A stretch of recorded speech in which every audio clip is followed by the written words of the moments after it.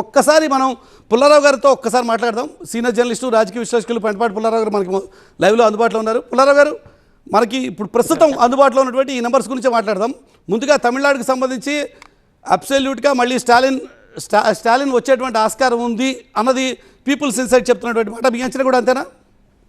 అంతే, కరెక్ట్గా అదే కనిపిస్తుంది. దానికంటే మొదలు ఇప్పుడు వచ్చిన ఫిగర్స్ చూస్తే కేరళ, అస్సాం, తమిళనాడు ఎవరు ఉన్నారో వాళ్ళే ఉంటున్నారు. కాంగ్రెస్ వస్తే వస్తుంది కానీ కొత్త మార్పు ఏం లేదు. పాండిచేరి కూడా అలాగే కనపడుతుంది. సో 4 రాష్ట్రాలు. ఇప్పుడు బెంగాల్ని ఏమైనా మార్పు ఉంటుందా లేదా, లేకపోతే ఎలక్షన్ జరిగినంత ఎవరు కూర్చున్న పీట్లు వాళ్ళకే ఇచ్చినట్టుగా మాత్రం కనపడుతుంది. కానీ ఒక చిన్న పాయింట్, తమిళనాడులో డిఎంకేకి 118 వస్తాయా రావా? 118 కంటే తక్కువ వస్తే మాత్రం పెద్ద ఇష్యూస్ ఆయన పరిపాలనలో వస్తాయి. వెంటనే రావు, ఎందుకంటే కొత్త పార్ట్నర్స్ తీసుకోవాలా లేదా అది ముఖ్యం. ఏ ఫిగర్ చూసినా 120 కనపడుతుంది. 120 అంటే అలయన్స్, అది ఎంత డిఎంకే సొంతంగా తెచ్చుకుంటుంది, అది చాలా కీ ఫ్యాక్టర్. సో మార్పు అనేది ఏమీ కనపడలేదు. అస్సాంలో అనుకున్నవాడే వచ్చాడు, తమిళనాడులో అనుకున్నవాడే వచ్చాడు. కాంగ్రెస్ పార్టీ వస్తానని అందరికీ కేరళలో తెలిసి ఈసారి అవి వచ్చారు. పాండిచేరిలో ఆ పాత ఆయనే మెజారిటీతో వస్తున్నాడు. సో మార్పు లేదు. ఎంత మార్పు వస్తుందో అనుకున్నా మార్పు ఏం కనపడలేదు.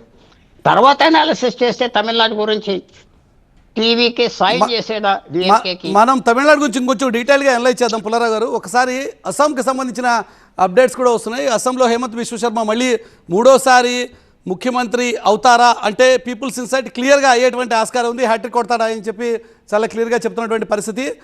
పీపుల్స్ ఇన్సైట్ ఇచ్చినటువంటి ఎగ్జిట్ పోల్స్ ప్రకారం ఎన్డీఏ మళ్ళీ అధికారంలోకి రాబోతోంది. దాదాపుగా 88 నుంచి 96 స్థానాలు ఎన్డీఏ అభ్యర్థికి హేమంత్ బిశ్వ శర్మకి వచ్చేటువంటి ఆస్కారం ఉంది అన్నది క్లియర్గా పీపుల్స్ ఇన్సైట్ ఇస్తున్నటువంటి ఇండికేషన్. మొత్తం 126 స్థానాలు ఉన్నటువంటి అస్సాంలో ఖచ్చితంగా మ్యాజిక్ ఫిగర్ని దాటి చాలా అబ్సల్యూట్ మెజారిటీతో, కంఫర్టబుల్ మెజారిటీతో 3వసారిగా ఆయన ముఖ్యమంత్రి అయ్యేటువంటి ఆస్కారం ఉందంటున్నారు ఈ పీపుల్స్ ఇన్సైట్కి సంబంధించిన లెక్కల ప్రకారం. ఒకసారి పుల్లారావు గారి దగ్గరికి వెళ్దాం. పుల్లారావు, మనం ఒకసారి తమిళనాడు గురించి మనం విశ్లేషిస్తున్నాం. తమిళనాడుకు సంబంధించి మాట్లాడితే టీవీకే ప్రభావం అంటే విజయ్ ప్రభావం చాలా బలంగా మనం చూస్తున్నాం.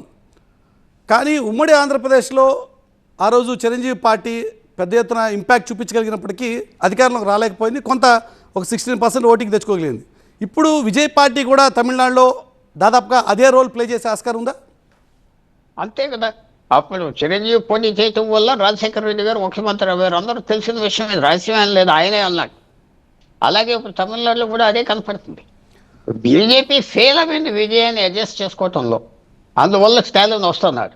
ఫెయిల్ అయింది. పాపులర్ ఓట్ మీరు చూస్తే డిఎంకేకి చాలా తగ్గిపోయి ఉంటుంది పార్లమెంట్ ఎలక్షన్కి. ఈవేళ విజయ్ వచ్చి రావటం వల్ల చిరంజీవి ఏ రకంగా కాంగ్రెస్ పార్టీకి ఆ రోజు సహాయపడ్డాడో ఈవేళ డిఎంకేకి సహాయపడుతున్నాడని మనం తప్పకుండా చూడవచ్చు. బెంగాల్కి సంబంధించిన సీట్లోనే బెంగాల్కి సంబంధించిన మరొక అప్డేట్ మనం స్క్రీన్ మీద ఆల్రెడీ చూస్తున్నాం.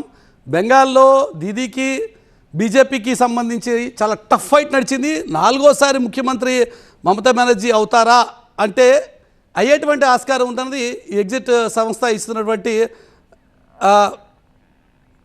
166 రావాలి. కానీ బీజేపీకి అబ్సల్యూట్ మెజారిటీ కూడా వచ్చేటువంటి ఆస్కారం కనిపించట్లేదు. At the same time magic figure 166 అయితే అక్కడ తృణమూల్ కాంగ్రెస్ కూడా వచ్చేటువంటి పరిస్థితి కనిపించట్లేదు. టఫ్ ఫైట్ అనేది ఇద్దరి మధ్య ఉండేటువంటి ఆస్కారం ఉంది. తర్వాత ఇండిపెండెంట్స్ కావచ్చు లేక ఇతరుల ప్రభావం ఏ మేరకు ఉంటుంది అంటే ఈ సంస్థ ఇస్తున్నటువంటి పిక్చర్ అయితే అబ్సల్యూట్ నెంబర్ ఎవరికి రావటం లేదు అనేది మనకు కనబడుతున్నటువంటి మాట. బెంగాల్కి సంబంధించే చర్చ నడుస్తుంది. పుల్లారావు గారు, బెంగాల్లో ఈసారి మమతా బెనర్జీ 4వసారి గెలుస్తారా? అదే పెద్ద ప్రశ్న. మీరేమంటారు? ఫస్ట్ అదే చాలా మీ ఫిగర్స్ బట్టి వెళితే చాలా కష్టం అనిపిస్తుంది. అవును, మీ ఫిగర్స్ క్లియర్గా చూపెట్టేది బీజేపీకి మెజారిటీ కనపడుతుంది. కానీ ఇంకా అది మనం డెఫినెట్గా తీసుకోకూడదు. చిన్న విషయం, 294 సీట్లు ఉన్నాయి బెంగాల్లో. 100 సీట్లలో మైనారిటీ డామినేషన్. పోయినసారి 100 సీట్లకి 100 సీట్లు మమతా బెనర్జీ గెలిచింది. ఈసారి కూడా ఆమె గెలుస్తుంది. సో మిగిలిన 200 సీట్లు ఆమె 50 కావాలి. అంత మార్పు బీజేపీ తీసుకొచ్చిందంటే ఆమె పరిపాలన చాలా చెడ్డగా ఉన్నదని మాత్రం మనం రావాలి. కనపడకుండా వచ్చారని ఇది కనుక నిజమైతే బీజేపీ నిజంగా 140 దాటితే మమతా బెనర్జీ ప్రభుత్వం చేసుకోవటం కష్టం అవుతుంది. ఎన్నో కారణాలు ఉన్నాయి. అది ఎందుకంటే ఇది ఒక్కటే మార్పు మాత్రం ఈ ఎలక్షన్లో కనపడుతుంది. స్టాలిన్ వచ్చాడు, అస్సాంలో బీజేపీ వచ్చింది, కేరళలో కాంగ్రెస్ సిపిఎంకి తేడా లేదు, పాండిచేరిలో వాళ్ళే వచ్చారు. సో ఇదే పెద్ద ఎర్త్ క్వేక్.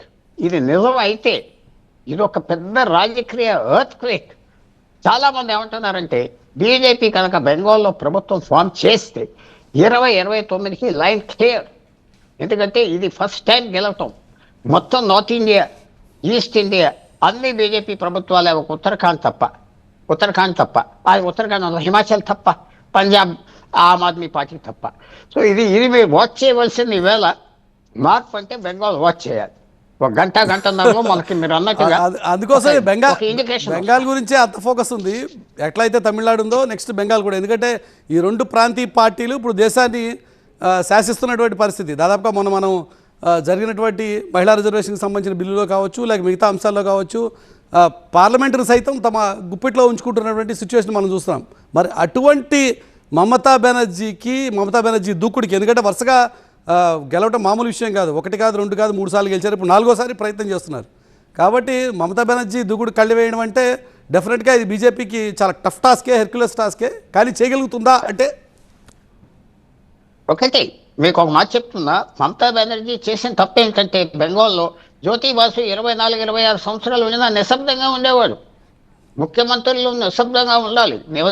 మీరు నితీష్ కుమార్, నవీన్ పట్నాయక్ ఇలాంటి వాళ్ళు చూస్తే సైలెంట్గా ఉన్న వాళ్ళకి, శివరాజ్ చౌహాన్, ప్రజలు ఏదో రకంగా వాళ్ళని నిలబడి తప్పుతారు. టూ మచ్ అయిపోయింది కదా ఈ ఫిగర్స్ కనుక కరెక్ట్ అయితే. టూ మచ్ కాంట్రవర్సీ కదా.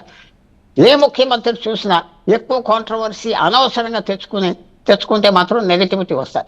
జ్యోతి బాసు కమ్యూనిస్ట్ పార్టీ ఏం చేసినా చేయకపోయినా ఆయన పర్సనాలిటీ మెయింటైన్ చేసుకున్నాడు. ఒక పెద్ద మనిషి అని జ్ఞాపకం పెట్టుకోండి. ఎందుకంటే ఆయన ఓడిపోలేదు, దిగిపోయాడు ఆఖరణ వయసుతో.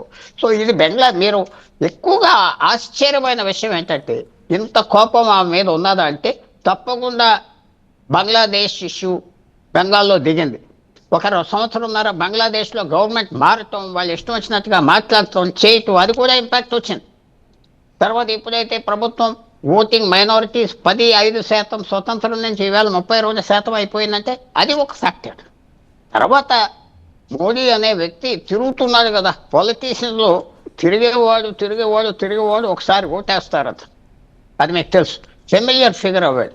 బీజేపీ ఎలక్షనీరింగ్ కూడా చాలా స్టన్నింగ్.